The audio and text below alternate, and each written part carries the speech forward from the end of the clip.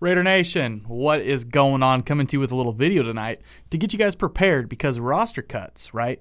I believe NFL teams are supposed to be down to their 53 players in about 3 weeks. I think the date's September 5th, if I can remember right. September 5th, the Las Vegas Raiders got to be down to 53 players.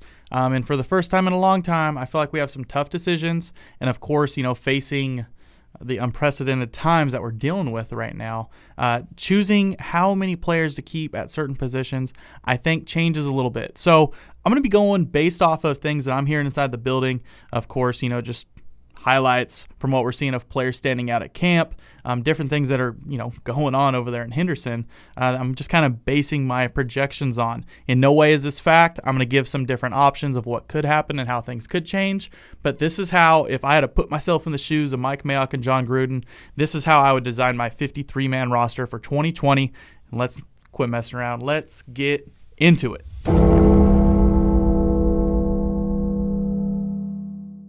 All right. Starting from the top, the tip top of the depth chart, we're going down by position. We're going to start with quarterback. And at quarterback, of course, Derek Carr, QB1. Marcus Mariota, the backup. That's what we signed him for. Normally, I wouldn't say we'd carry Nathan Peterman right now with those two quarterbacks. I think we arguably might have the best quarterback duo right now in the NFL between Derek Carr, Marcus Mariota. Of course, they're one of the highest paid quarterback rooms in the NFL right now. But I think we keep Nathan Peterman just for the sole fact that if something happens, whether it's Marcus, whether it's Derek, never want this to happen, any player on the team possibly, but quarterback would be the most important position if anything came back, even if it's a false positive, and that player has to go on that 4-day quarantine. If that happens on a Thursday or a Friday, you got to have a second quarterback out there. You can't roll out on Sunday with one quarterback. We can't put Nathan Peterman on the practice squad again this year. I don't think it's going to work the way we did last year.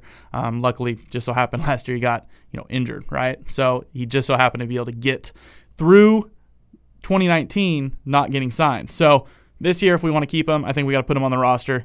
So I'm going Carr, Mariota, Peterman. Now, shifting over to running back. This one, I think there's a possibility of it growing, but I'm going to stick with Josh Jacobs, Lynn Bowden Jr., and Jalen Richard. Now, Lynn Bowden Jr. is a player that I'm really excited about, and I think he can, take the step to be the next level player here soon. Now, in order to be like a third down running back or a do-it-all guy in the backfield, he's going to have to learn a lot, and he's going to be going through the same I guess, learning curve as Josh Jacobs did last year. Not saying he can't or he can't pick it up immediately, but he's not going to, really attain that full-time passing down role if he can't get down pass blocking, if he can't pick up blitzes, if he can't get in sync with the offensive line or blitzing linebackers. So that's something he's going to have to work on. With a short offseason, he could honestly have probably the hardest or steepest learning curve of any rookie coming in the silver and black. That's gonna be really tough. Luckily, we have a guy like Jalen Richard that can fill those shoes just fine.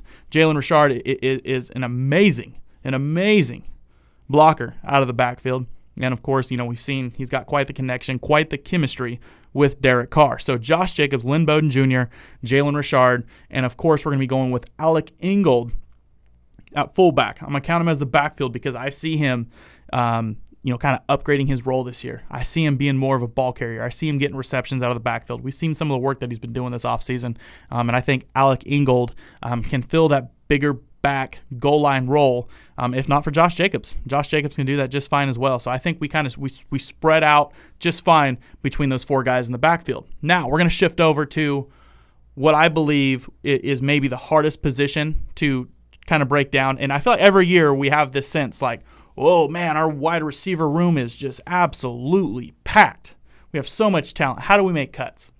And then something happens last year. We're not going to bring up what happened last year, but something always happens to where we get through the season, we're like, man, okay, maybe we don't have the depth that we thought we had. Well, those same guys that we thought that were sure roster locks last year and the year before, guys like Aitman, of course, guys like Keelan Doss, guys that we're bringing back, I'm not sure that those are going to be guys that stick around. So I'm going with Henry Ruggs, of course, as our, that's our guy. That's filling the shoes as the most important wide receiver in John Gruden's offense. We have Tyrell Williams, Hunter Renfrow, who's going to be, I believe, starting in the slot, despite rumors or reports.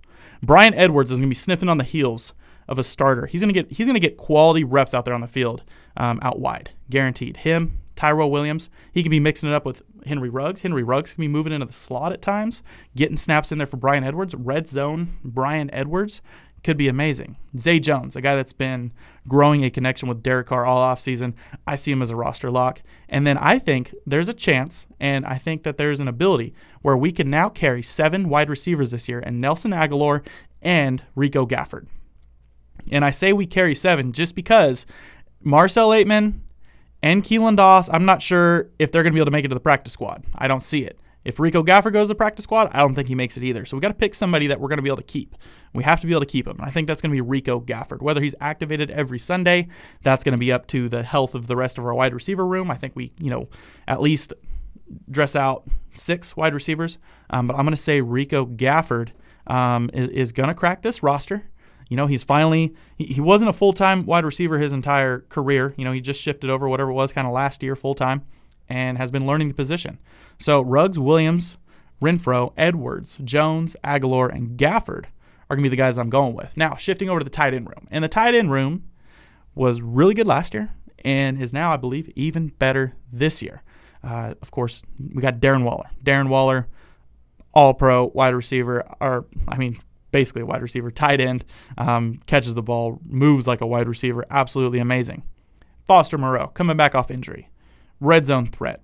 My guy Kenny Keene came out and he said that Foster Moreau is going to be leading the Raiders in touchdown receptions. Or, I shouldn't say he's going to be. It's a hot take. And I could see it totally happening just because of his basically ability to break off the line, get in those bunch formations, get in power formations, and break out and make big plays, big catches. We've seen it many times. And adding a guy like Jason Witten to be that mentor. Get in there with these guys, both of them, especially Foster Moreau. Teach them the ways. Teach them how to be sneaky, slippery, how to get off the line. Those get-offs. Jason Witten will take off. You don't even see him getting out of there. Not the fastest guy, but he's sneaky and he's smooth, kind of like a Hunter Renfro. They both kind of got that creative, crafty style to them to get off the line and gain an advantage on their defender. So the tight end room I see going Darren Waller, Jason Witten, Foster Moreau. A tough cut there for me would be Derek Carrier. I'd love to be able to sneak Derek Carrier onto the practice squad because obviously he has some chemistry there. Derek Carr to Derek Carrier was a thing. You guys probably remember the game-winning touchdown against Pittsburgh in Oakland, I think a couple years ago. So Derek Carrier is a guy that I'd love to be able to keep around in silver and black if he needs to be called up. Now, jumping over to the offensive line, and this is where I started getting some help. Shout out to one of our moderators, Grizz. Shout out to Grizz Turner in the chat.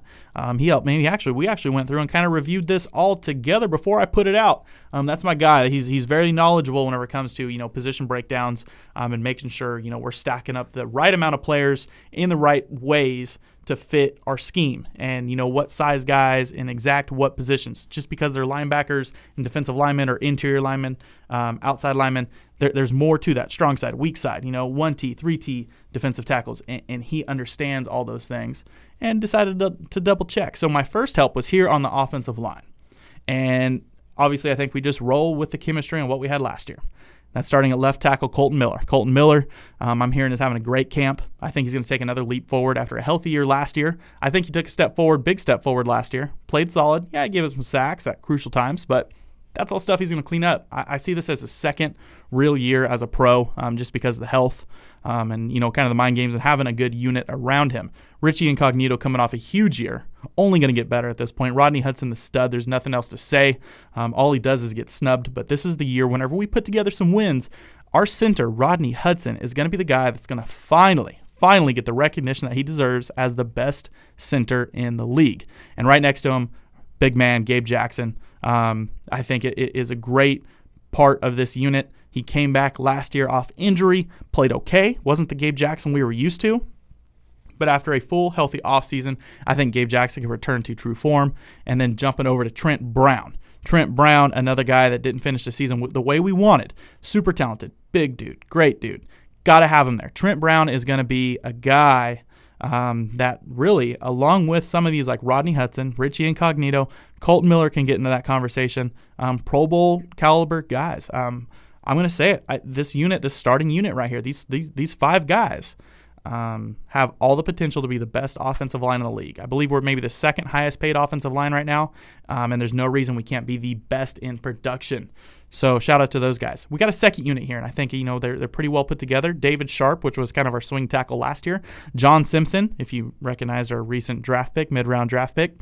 Andre James, who stepped in one game, if you remember, for Rodney Hudson last year. Denzel Good, who was great, who I thought if there was ever a departure because there was rumors of Gabe Jackson, I felt like Denzel Good could have gotten the mix, and I think he could have taken that role of Gabe Jackson if need be. Of course, we just signed on that one-year contract extension.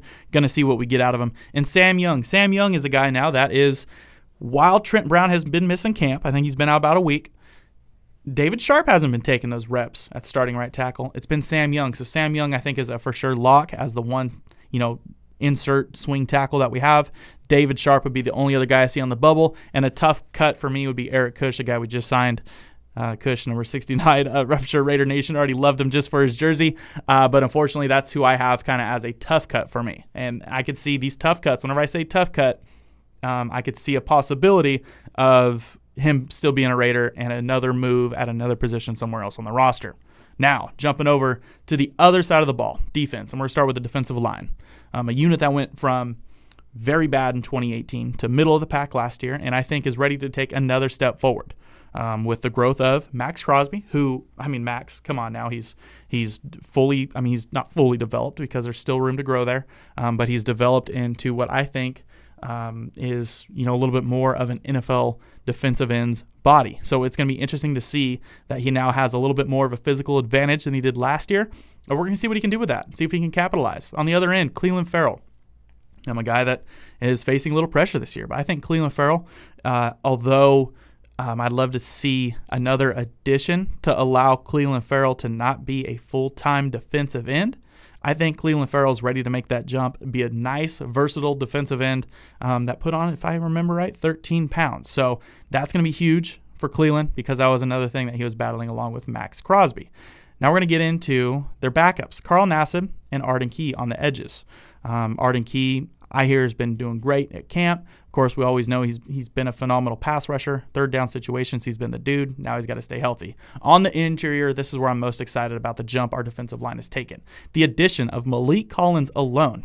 Malik Collins alone is going to take this defensive line to the next level, getting that pressure in the face of the quarterback, along with the emergence of Jonathan Hankins, who, in my opinion, I mean, as long as he's fresh, he's good on almost any down. And rotating in, along with him, is Mo Hurst. Mo Hurst, who took a step last year. Maybe he didn't take as big as a step as we expected, but he was getting more pressure on the quarterback than he was his rookie year, and I expect him to take another big step this year with added talent to the defensive line. You guys got to understand, just because we're adding more talent to the defensive line doesn't mean that they're going to take away sacks or opportunities or pressure, you know, for our existing guys. Adding talent only just feeds the rest of our defensive line even more. They all flourish. All their stat lines are going to flourish more if we can have a dominant unit.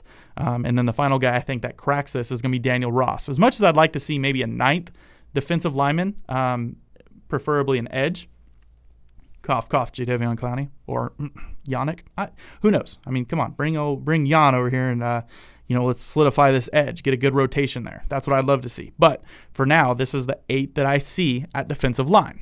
Jumping back to a position that we're not used to seeing being, can I say elite? I'm not going to say elite yet. We're going to see how they mesh on the field. But a linebacker group, we're not used to this, Raider Nation. We're not used to seeing a linebacker group this talented. Corey Littleton, Nick Kwiatkowski, both guys that whenever they were on the field last year, we're tearing it up for good teams. So that's going to be interesting. We're bringing in a guy like Tanner Muse. And although he might not be the starting caliber linebacker, plug-and-play type guy, I think he's going to be a great special teamer.